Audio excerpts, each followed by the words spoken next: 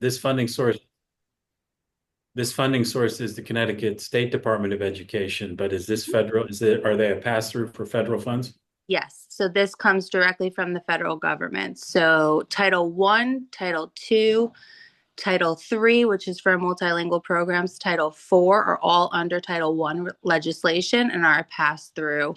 So the government gets a block grant. The state gets a block grant from the federal government, and then that block grant is distributed back to districts. As it relates to the free and reduced population within the district. So the grant this year, our allocation was actually up over FY24. I have been in contact with the state regarding last week's news, and there does not seem to be concern around Title I at this moment in time. All right, thank you. That could change by 6 o'clock tonight, but right. We're on a day by day, hour by hour, it seems. Correct. Okay, thank you. So, well, let's hope it continues. That's the prayer. We'll move on to 3.2, which is Title IIA grant. Ms. Bonanno? Yes, so Title II is part of the Title I consolidated grant. We show two separate abstracts because the purposes of Title II are different than Title I. So Title II is really about supporting professional development. Within the district, we use Title II to pay for 7 instructional coaches across the district that support literacy and math instruction. So most of our allocation, the $929,000, goes to the salary and benefits, with a very small portion set aside for some supplies that can be used for district-wide workshops like CIA or some of the PD that the district implements.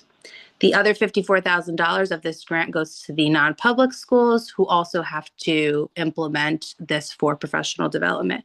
And so you'll see those funds are allocated to contractors, which is what most of our non-publics use their Title II portion of funds for. Thank you. Are there comments or questions related to this? I had none, and hope this one will continue as well. Okay. So, hearing nothing else on this, we'll move on to abstract 3.3, which is the ARPA Education Workforce Development Grant. Ms. Bonanno. Yes, that's me. Good evening, everyone. We received funding from the State Department of Education to continue to support our education pathway. You may remember the Educators Rising mini grant. That grant ended, and so they repurposed funding to support the education pathway through this workforce development grant. They actually increased our funds because they know that New Haven Public Schools is working hard to support our career connected pathways and grow our own pipeline with our teachers. All right, thank you. Are there comments or questions related to this? All right, hearing none, we'll go ahead and move on. I'll just note, I see that President Yarbrough has joined us, so just welcome, sir. And good afternoon. Thank you, everyone. All right, and okay, looking at the next item here for abstract 3.4, which is the Engage Manufacturing Grant with Workforce Alliance as the funder. And then there is an associated memorandum of understanding with Workforce Alliance, which is 5.2. I need to recuse myself from those. My wife works for United Way on a project that has Workforce Alliance funding, so I'll be recusing myself. And Ms. Rivera, if you could handle the discussion related to the this abstract and the MOU, and both I think are presented by Ms. Benor. Yes, good afternoon, everyone. Thank you, Mr. Wilcox, President Rivera. This is the third year. Oh, sorry. President Yarborough, Ms. Rivera. My bad. It's just a habit here. Habit, I know. Yeah. Thank you for quickly correcting. It's a habit that I want to keep, but President Yarborough, thank you, sir. The Engage grant is a third-year grant that supports the New Haven Adult Education Manufacturing Pipeline. And the MOU outlines our proposal, our objectives, curriculum design, etc. The funds this year will go to support professional development for our teacher, equipment to expand our current lab, supplies and materials, and also an important part goes to student travel or field trips to expose our students to what the world of manufacturing is really like and all the opportunities that exist therein. Okay, thank you. Are there questions or comments on this item from the committee?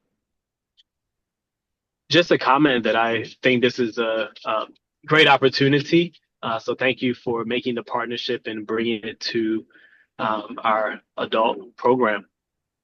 Thank you, President Yarborough. Thank you. And then the other item that's associated with this is the 5.2, the MOU. The MOU is just a more detailed view.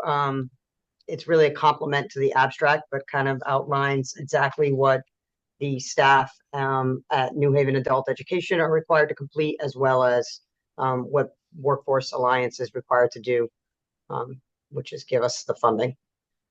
So we were lucky to get this. They do require quarterly reporting, which we complete, and we're happy to say that we had 40 students enrolled in our fall trimester, and another 20 scheduled for this spring. Great, thank you. Questions or comments on that item from the committee? Okay, seeing none, I will move that we move forward abstract 3.4 and the MOU 5.2 to the full board meeting. Second. Any discussion? Seeing none, we'll vote on those items. Dr. Yarborough? Yes. And I'm a yes as well. And so those items carry. Thank you. Thank you. Yep, and I'm recused. So thank you very much. We will go ahead and jump into the purchase orders. The first one is under it's Irwin Seating Company. So Mr. Aline.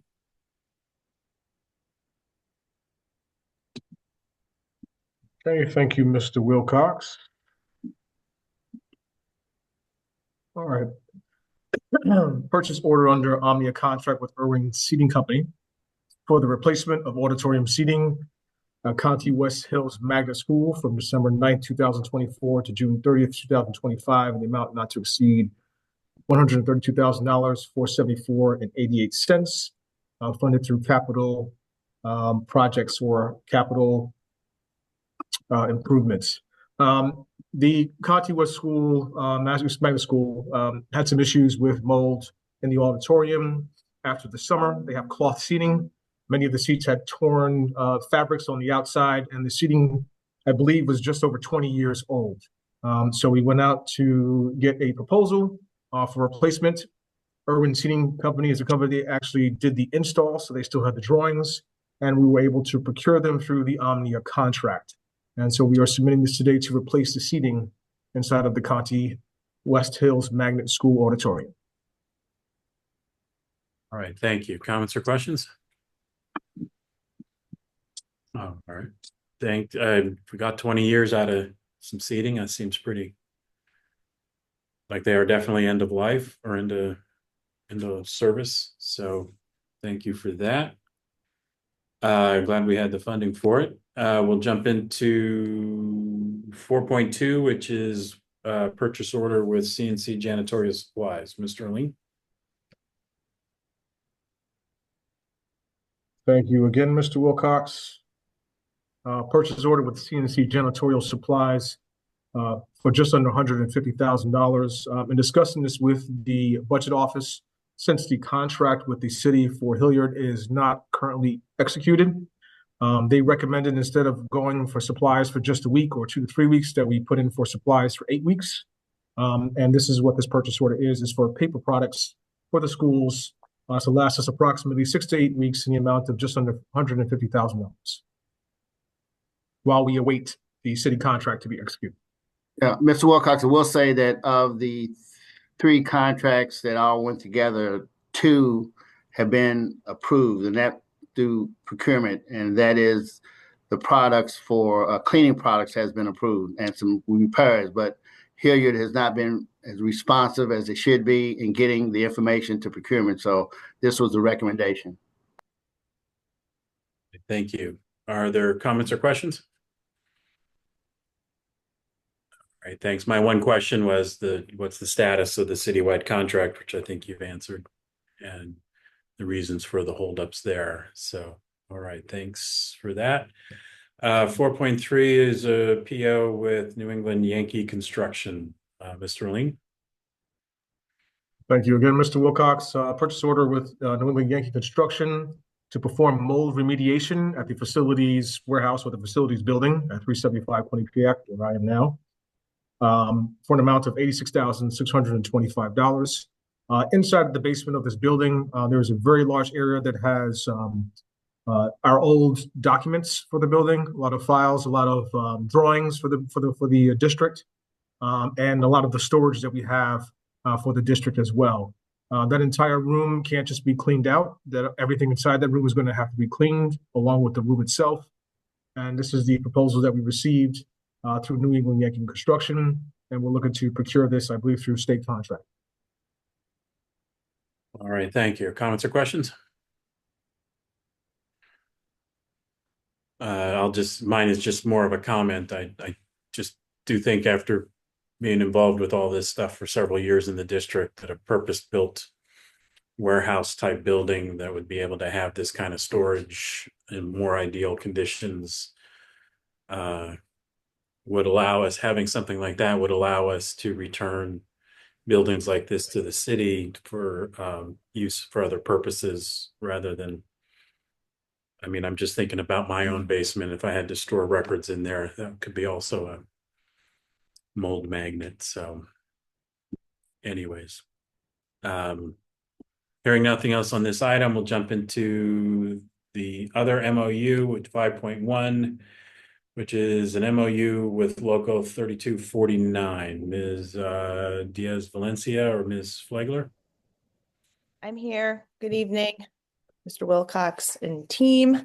This MOU, it is with Local 3249. For those of you that don't know, of our 78 pre-K classrooms across the district, 17 of those are overseen by head teachers, which their title falls under the paraeducator contract. So the other classrooms across the district, the over 50 or so, have certified staff in there.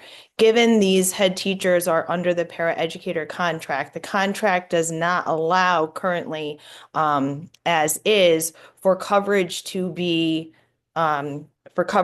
given in the form of substitutes when that head teacher calls out. And so recently we've run into some significant situations as far as oversight and supervision of children because of the ratios of numbers. And so, in pre-K, we have to have 1 to 10 adults and at least 2 adults in the classroom at all times per NIAC standards, Head Start standards, anything relative to pre-K in Connecticut. And so therefore, this MOU would allow for those head teachers in those 16 classrooms to receive coverage if someone were to be out. And we currently actually have a couple where they're out on FMLA. And so we would be able to secure a long-term sub to help to ensure the supervision of the children. Thank you. Are there comments or questions related to this item?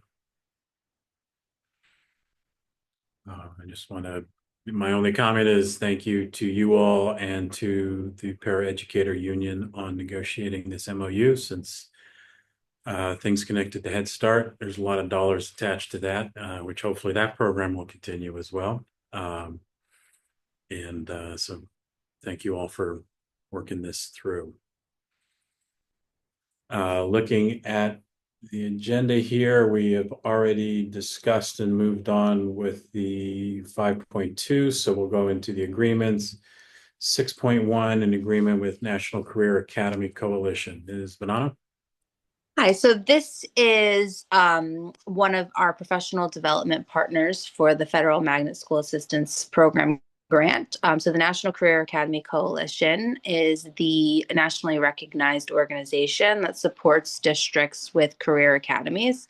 So one of the cornerstone pieces of our MSAP grant is building out career academies at Career, Metropolitan, and BRADA, so the new Betsy Ross Arts and Design Academy. And so NCAC will support us in a number of ways, including at first having teams from both Career and Betsy Ross together doing an Academy 101 where the teaching staff and the leadership at each of those schools will understand the Academy structure and the key components. They'll also understand the national standards for career academies and be thinking through how we link those standards with our curriculum and the district's new portrait of a graduate.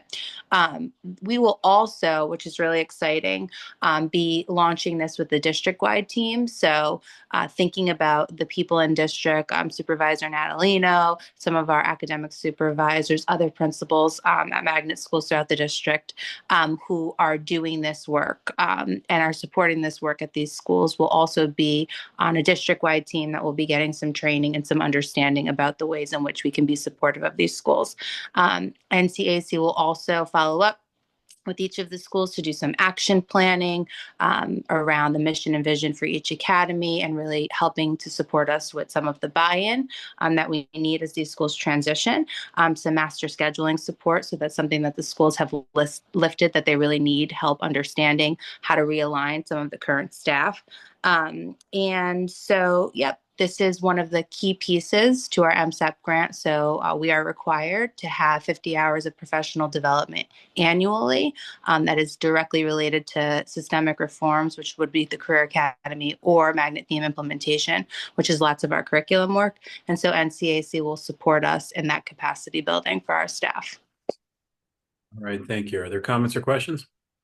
Just one other comment, Mr. Wilcox. I apologize. The memo that was converted on the PDF and sent to Ms. DeMeo was a blank memo. It was not the filled in one, so that will be updated. I will resend that to Pat tomorrow. I selected the wrong one when converting both Word documents into a PDF. All right, thank you. I was going to mention that and then just say that we need to have that so that it can be posted for the full board meeting so that it can be reviewed. My one question then is just because it's one of the questions that's on the memo is how was the vendor selected? And I can't remember if you just mentioned that. I don't think I heard it, but how did you all select the vendor? And so this is the nationally recognized organization that actually does career academies. You can get a sprinkling, which we did speak to some of our partners at Buck and Insight Coaching around. They can touch on key components of career academies. But that's basically through like literature and articles. These aren't they wouldn't be the authority, if you will, on career academies. So NCAC, although I don't have the authority to name them as sole source, is really the only game in town when it comes to this kind of work. They are the nationally recognized partner for this. they seem aptly named then. Yeah. All right, thank you. That addressed my comments or my question connected to that. So we'll jump to 6.2, an agreement with Shine Early Learning. Ms. Derwin? Yes. This is an agreement. We got an echo. Yep, now we don't have anything. Can you hear me now? Yeah, there's just an echo for some reason. I'm not sure why. Mary, you're on two devices. That's why there's no.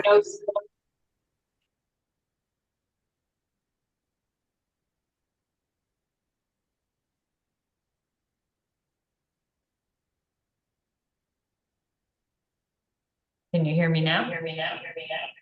Okay. Yeah, but we still have an echo. And it looks like you're logged in here with two devices. There's no sound coming through the computer. Can you hear me now?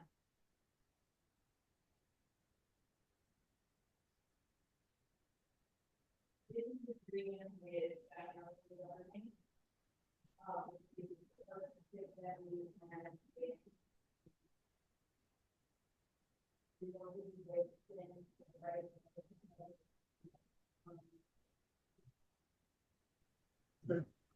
Ms. Derwin, I put your other device in the waiting room. Let's see if that works better.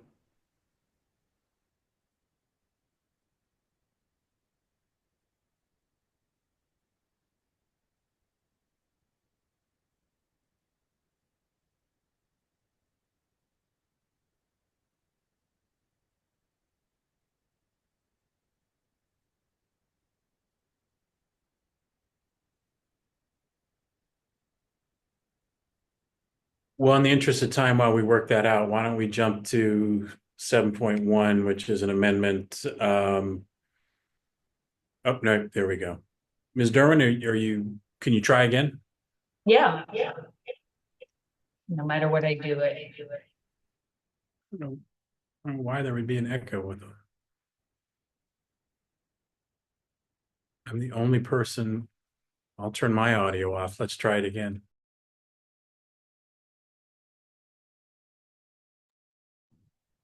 No, she's on two devices, so I don't know if I can take it if you would like me to.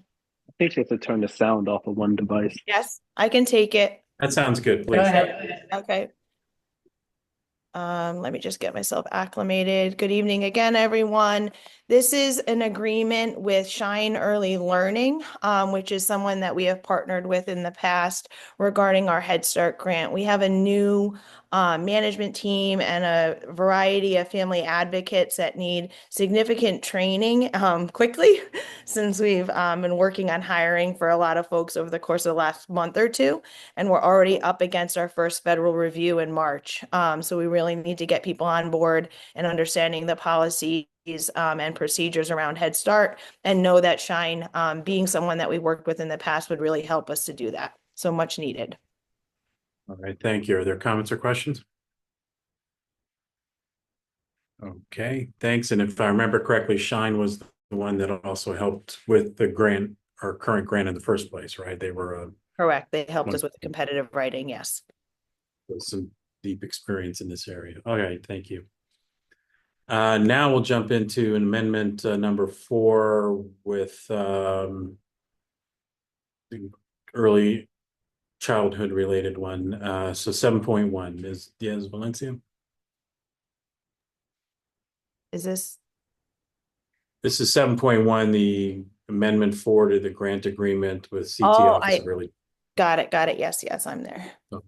This was just a further amendment again with the CDC, so the child daycare contract, increasing their funding, and so just an additional piece towards that, us being the fiduciary or the fiscal pass-through for the child daycare contract for the state, and with all of the providers that receive that funding in the city of New Haven.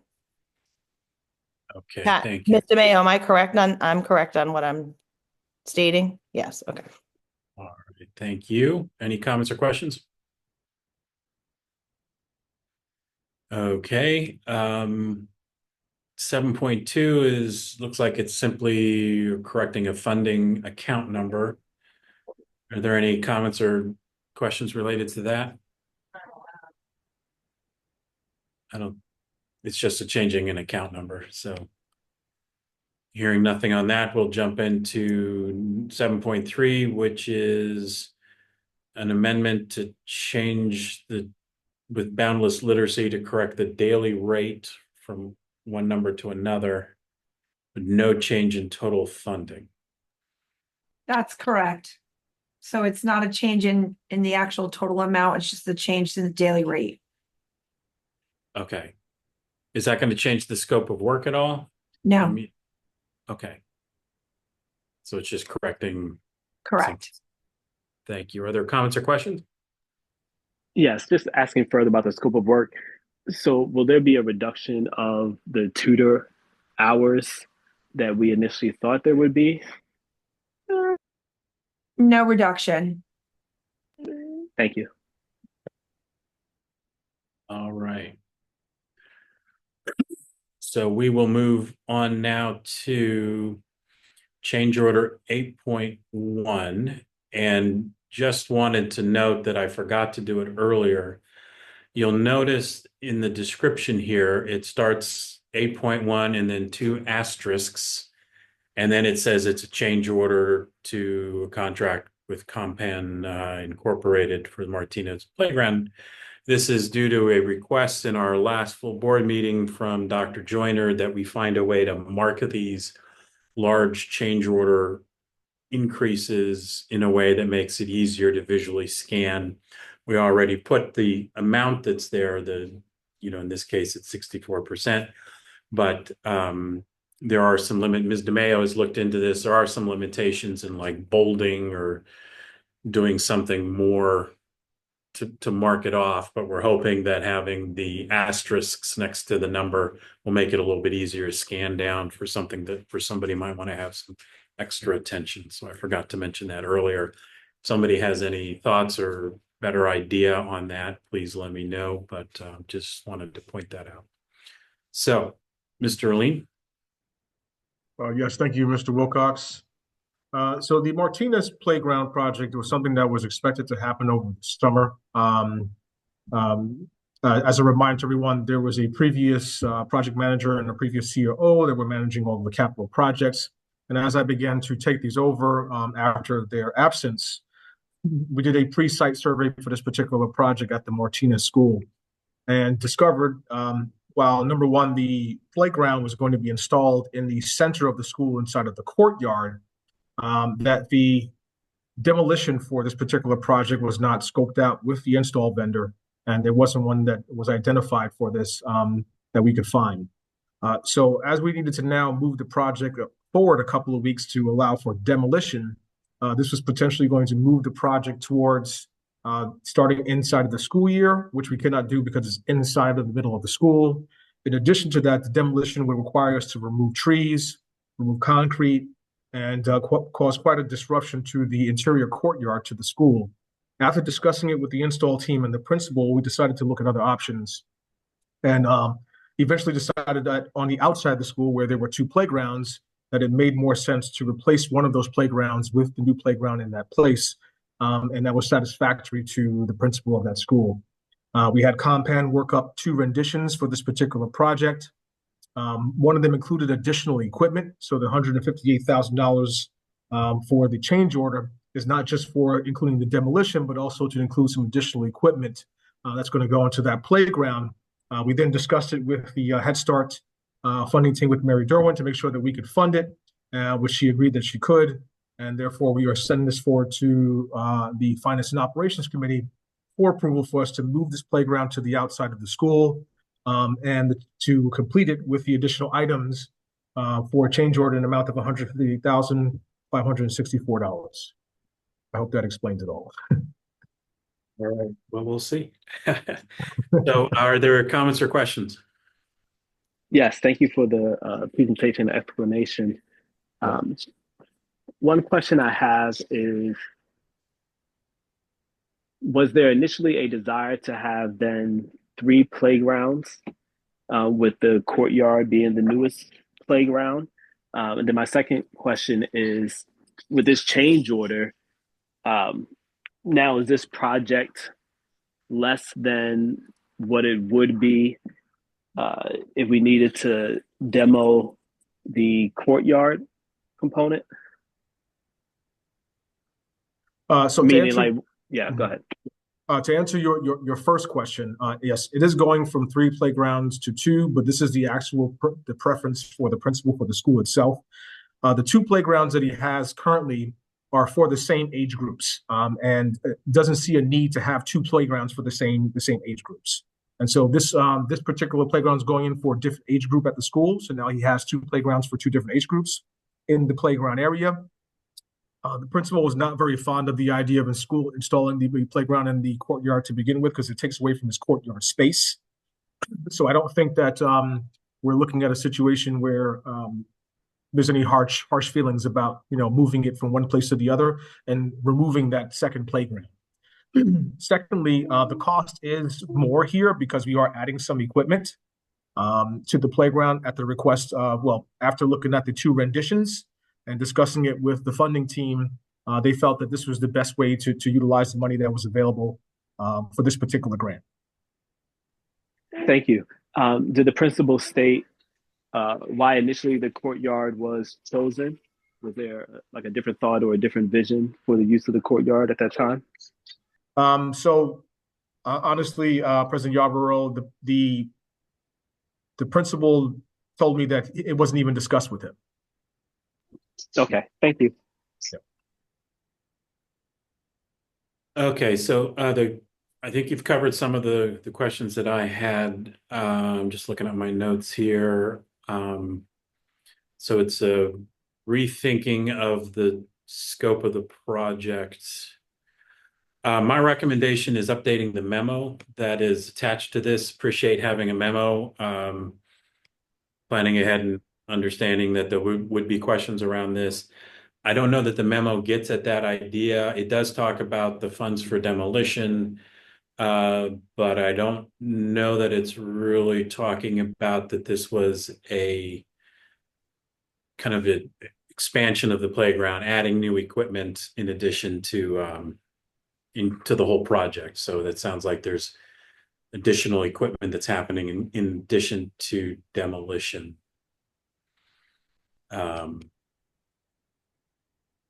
So the funds that we would be approving here, this includes demolition. This is everything for this. Yeah, this is a full installation project. Yes, the area does not really require the same type of demolition. We don't have to remove concrete and trees. We're replacing equipment for equipment. So Okay. Yep. So the increased cost, when I first read this, it looked like all this cost was for demolition. But in what you're saying now, it's to prepare the site, but it's also more equipment, more stuff being added.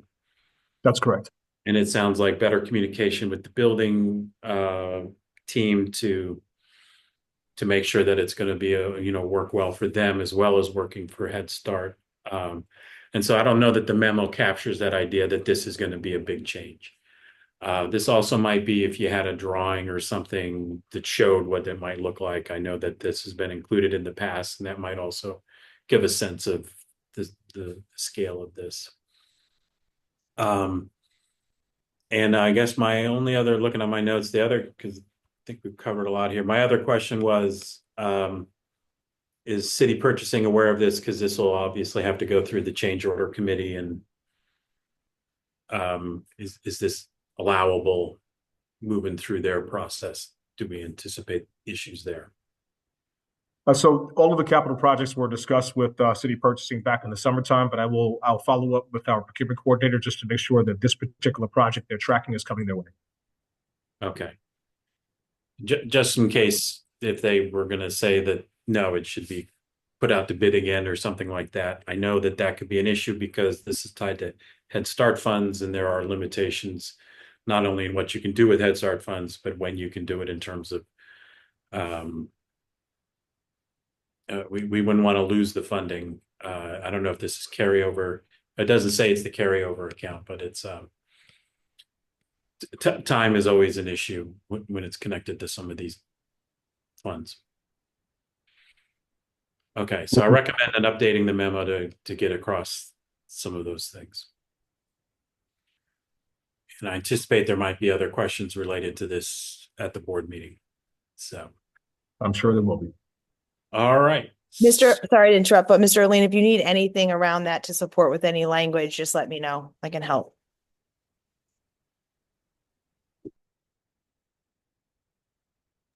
Thank you. Okay, and all right, looking over the agenda here, I think we've reached the end of the action items, so I'll go ahead and make a motion, and that is I move we send to the full board with a recommendation to approve the remaining 3 abstracts, 3 purchase orders, the remaining 1 MOU, the 2 agreements, the 3 amendments, and the 1 change order. Second.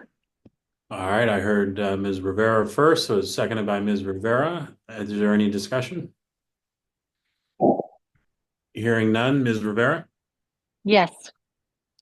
President Yarborough? Yes. And I'm a yes as well, so that moves forward. we'll jump into our reports and updates section. The first one of which is connected to the FY 25-26 budget. I'm not seeing Ms. Hannon. Did So she my start her understanding- retirement already? No, no, no, We're not no. ready. Oh, okay. Miss Hannons is out sick today. But what I can tell you is that we have been working nonstop and continuing to look at our projected revenue and expenditures for fiscal year 26, engaging in a lot of thought partnership where opportunities may exist. So the team has continued to work on that. But again, I don't have numbers for you today. She is out. But at the next meeting, I'm sure Linda can bring the updated numbers and how we are looking. All right, thank you. Any comments or questions? No, thank you. And may she feel better soon. Yeah, indeed. And also, when I had a conversation last week with Ms. DeMayo, she was reminding me that it's typically the second February meeting where we're seeing draft information on the actual budget numbers. So it's good to know things are progressing. I know this is an interesting year for all that, but we'll work in faith towards that people will still continue to want to fund schools. Next update is on facilities and custodial RFP. Mr. Carter. Okay. Thank you, Mr. Wilcox. Since the fall, I have been working with procurement on putting together another RFP for custodial services in particular. The current RFP addresses inputs, but not outputs and outcomes. For example, we did not have what I consider strong performance measures in terms of turnaround time, replacement of folks, cleaning standards. Also, we had to work diligently thanks to our finance and corp counsel and facilities to get the current vendors to provide us a list of daily no-shows and folks that don't show and what credits we get. It took us several months to get them to finally start sending that. And then also we were able to determine what is regular work hours versus what is permitted hours. And the invoices have come down. But in the next 2 weeks, we are entering data now into OpenGov to get the RFP out in the next 2 weeks. Simultaneously, we've been working on the maintenance RFP, again with to add other performance standards and measurements that were not in the current contract. Both contracts have been notified of our desire to put out the RFP for bid. They're welcome to bid. And we hope to have that contract out in the next 3 to 4 weeks as we get out the RFP for custodial services, which is crucial right now. And hopefully, eventually, we can maybe bring this contract back in-house. All right, thank you. Are there comments or questions? I'll just say thank you for working on this. I know you have deep experience in a lot of these areas, and so I think that's showing here. And sounds like there'll be some good improvements in the way this moves forward. Not only that, but also the diligence on the current contracts that you've been working on as well. So thank you. And hearing nothing else on that, just a reminder about our discussion calendar. Take a quick look at it. In addition to having at our next meeting, continuing forward the draft budget information for FY 25-26. We're also scheduled to have our January financial reports. We can have a update on the part-time custodial. Again, we set that up kind of quarterly just to make sure that there was a place so that we don't have, we were surprised last year with some of the cost overruns, and it sounds like you're working diligently on that. So maybe we don't need that next month, but it could be there if you wanted to provide more information. Maybe just an update on the RFPs going out. We could turn it to that. And then that's kind of the basics for next month. Are there any, I noticed we don't have, oh, here it is, number 11. Our next item is the upcoming financial issues. Are there, other than a lot of flux around federal funding for many things, are there other upcoming financial issues that you all would like to share with the board? All right. I think I do want to mention that as Michelle Bonanno mentioned earlier when she was presenting one of her items, right? Things are moving every single day. New information is coming. We are optimistic right now in terms of the current funding that we have to operate with in this fiscal year. But again, we don't know what that may look like come next week or in the months ahead. We have done our due diligence in taking a close look in collaboration with the city to get a full scope of the amount of dollars that we rely on from the federal government to look at, potential gaps in the future. So that work has been ongoing. That's one piece. The other piece is that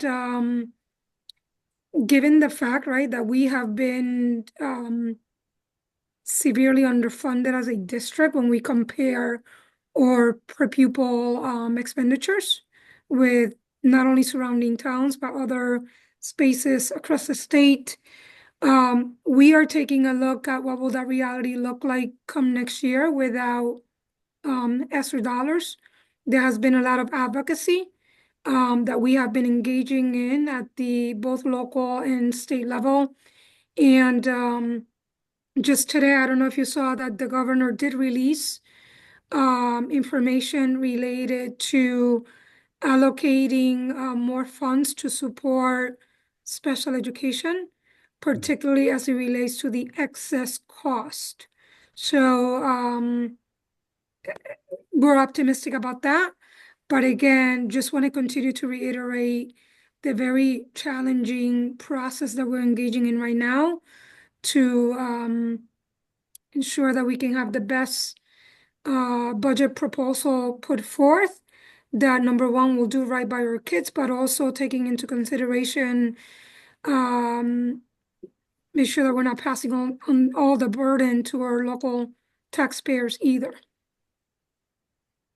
Right. Thank you for that update. Are there comments or questions for the superintendent?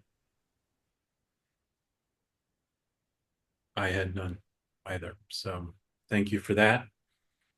Final thing on our agenda is just the procurement policy. Just as I mentioned at the beginning of the meeting, the board did pass that and also changed it so the superintendent spending authority extends it now to $50,000. Appreciate everybody's due diligence on still having all the information provided that's needed for that. So that is in place. So I know a lot of people worked on this, Ms. DeMeo and Attorney Alexiadis. Well, lots of people. I think many of the people on the call still. So thank you all for your work on that. And I would love a motion to adjourn. So moved. It's been moved. Second. It's been seconded by Dr. Yarborough, moved by Ms. Rivera. Ms. Rivera, how do you vote? Yes. Dr. Yarborough? Dr. Yarborough, you're muted. I have Nathan crying, but yes. And I'm a yes as well. We are adjourned. Thank you all very much. Have a good evening. Thank you. Good evening. Thank you, everyone.